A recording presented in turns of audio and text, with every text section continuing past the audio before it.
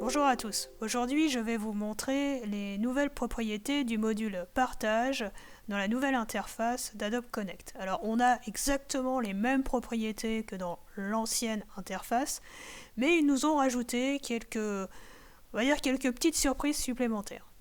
Donc, quand vous rentrez dans votre salle, même chose, hein, vous savez, vous avez des configurations de base qui existent. Et donc le module partage, c'est l'un des premiers modules que vous avez quand vous créez une salle. Donc je vous rappelle, si vous voulez créer un autre partage, ou si vous avez masqué votre partage et vous ne savez plus comment le récupérer, on a la même possibilité que dans l'ancienne interface. Il suffit d'aller dans l'option module. Alors là, au lieu d'écrire module, ils ont fait un petit damier ici. Vous cliquez sur le menu déroulant, vous appuyez sur partage et là vous retrouvez votre partage. Voyez ? Et là, même chose que pour l'ancienne version, vous avez trois options. Vous avez l'option tableau blanc ici. Donc vous voyez là, voilà, je peux écrire, par exemple, je sais pas, je vais écrire bonjour à tous, voilà. Et puis, même chose que pour l'ancienne interface, vous pouvez exporter ce qui va être écrit sur ce tableau blanc. Vous pouvez également, alors si j'arrête le partage, vous pouvez également exporter des documents à partir de votre ordinateur.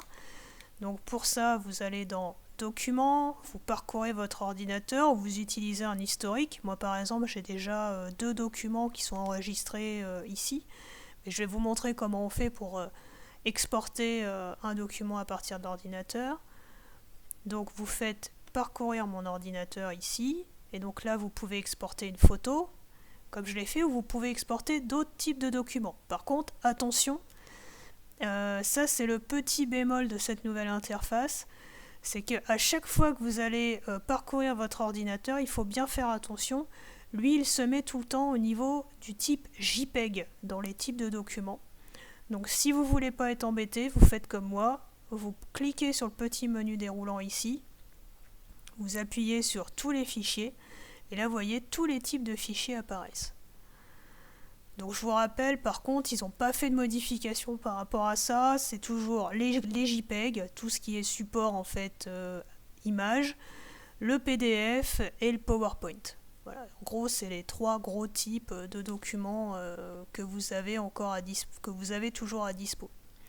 Donc si je prends par exemple ce document-là, je le sélectionne et après j'appuie sur ouvrir. Et donc là, il va me l'ouvrir. Vous voyez, c'est assez rapide puisque là, ben voilà, ça y est, c'est déjà ouvert. Et après, si je veux masquer, donc je vais arrêter le partage plutôt ici, voilà. Et après, la troisième option qui est à notre disposition, c'est le partage d'écran. Alors, pour le partage d'écran, par contre, ils ont fait pas mal de modifications qui sont quand même assez intéressantes pour nous. Enfin, moi, j'utilise beaucoup le partage d'écran et j'ai trouvé que c'était assez sympa. Donc pour ça, même chose que d'habitude, on fait écran, voilà, on fait partager ici, et là vous voyez, vous avez mon interface, vous avez mon bureau. Et là vous allez vous apercevoir qu'il y a une petite console ici, et cette console vous donne plein de possibilités.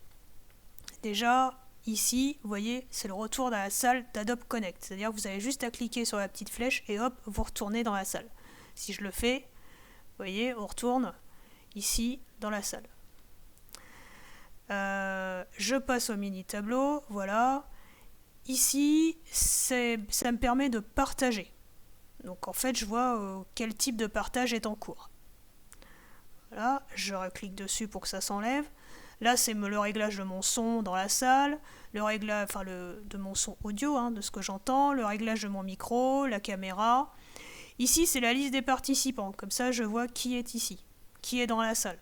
Parce que je vous rappelle que moi, je ne vois pas. Je vois vraiment que l'écran, que mon tableau, mon bureau. Et ici, là, c'est le module conversation. Donc, ça me permet de pouvoir répondre en direct à mes stagiaires, etc. Si jamais il y a quelqu'un qui me pose une question. Voilà, je reclique dessus, ça disparaît. Après, j'ai les notifications. Vous savez, c'est quand vous faites une main levée, c'est là que ça va apparaître. Et après, là, je peux mettre en pause mon partage. Quand je mets en pause mon partage, hop, je reviens dans la salle, vous voyez?